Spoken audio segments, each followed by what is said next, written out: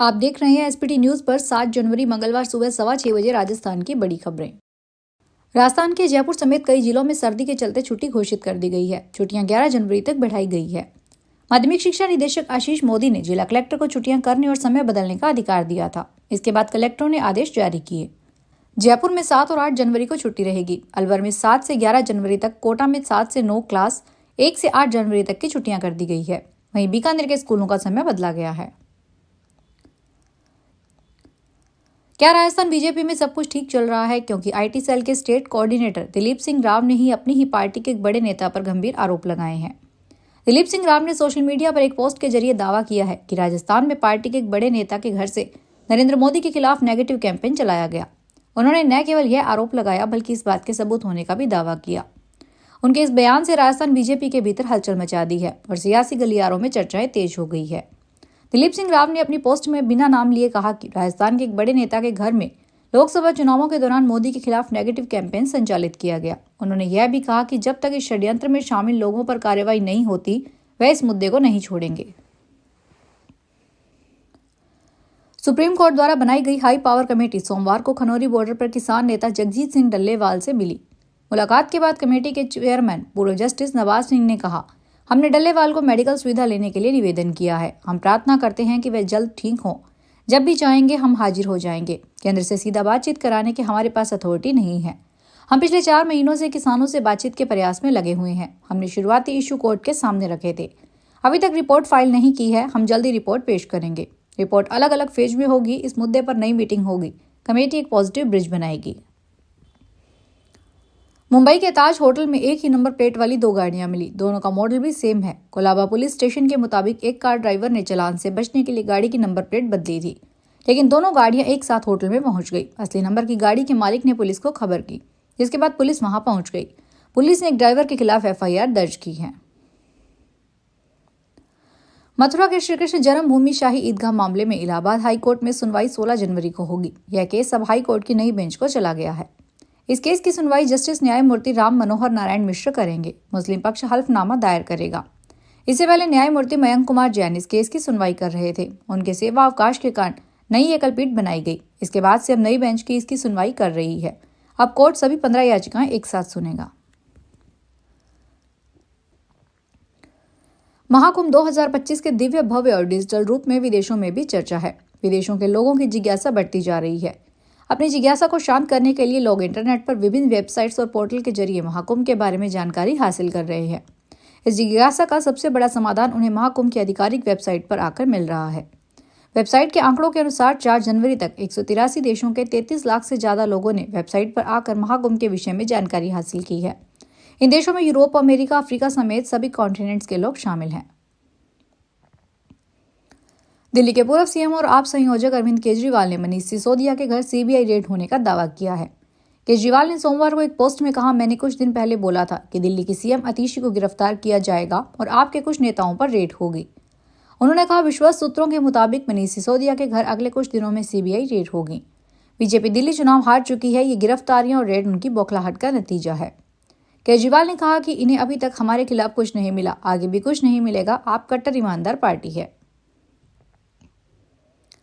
इसरो ने 30 दिसंबर को श्रीहरिकोटा से space docking experiment mission launch किया था।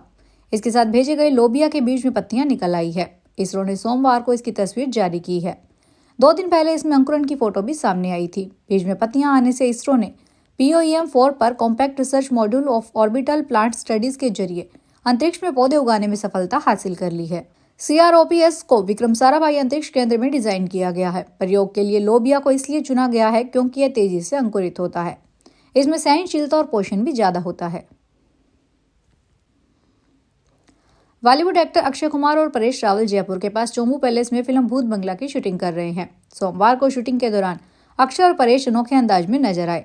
अक्षय सुबह के सर्द मौसम में जहां बिना शर्ट के नजर आए, वहीं परेश कुर्ता पजामा और नेहरू जैकेट पहने दिखे। इस फोटो को परेश रावल ने सोशल मीडिया अकाउंट पर शेयर किया है। इसी तस्वीर के साथ परेश ने लिखा, जयपुर की सर्द धूप का आनंद लेते हुए एक चमकता सितारा मिस्टर फिट अक्षय कुमार के साथ फिल्म भूत बंगला की शूटिंग पर। प्रियदर्शन के निर्देशन में बन रही फिल्म भूत बंगला के जयपुर शेड्यूल में शहर की फेमस लोकेशन पर कई आउटडोर शूट शामिल हैं।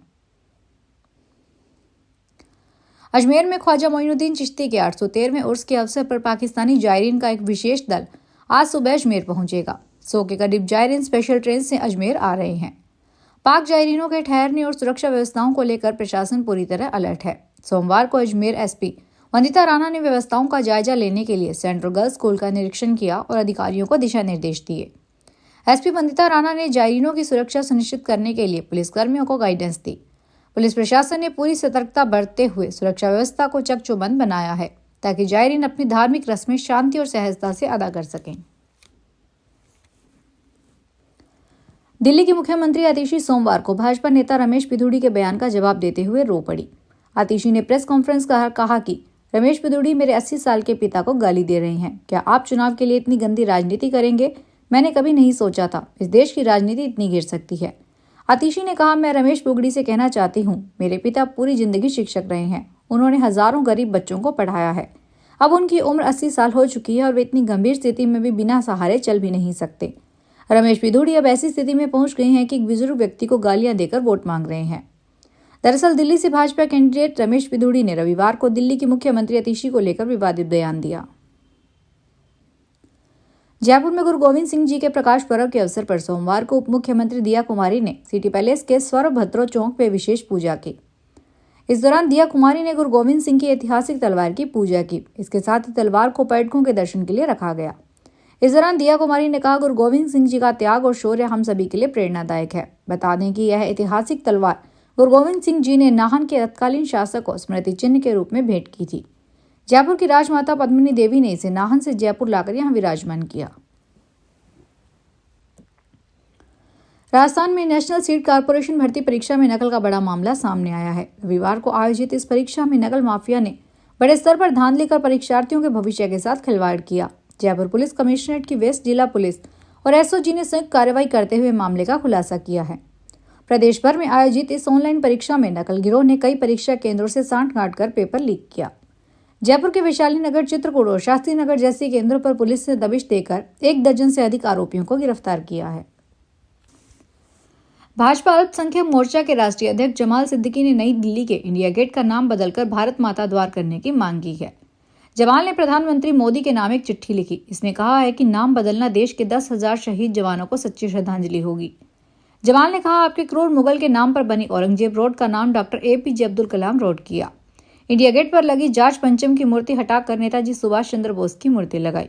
राजपथ का नाम कर्तव्य पथ करवाया। उसी तरह इंडिया गेट का नाम बदलकर भारत माता द्वार करवाएं।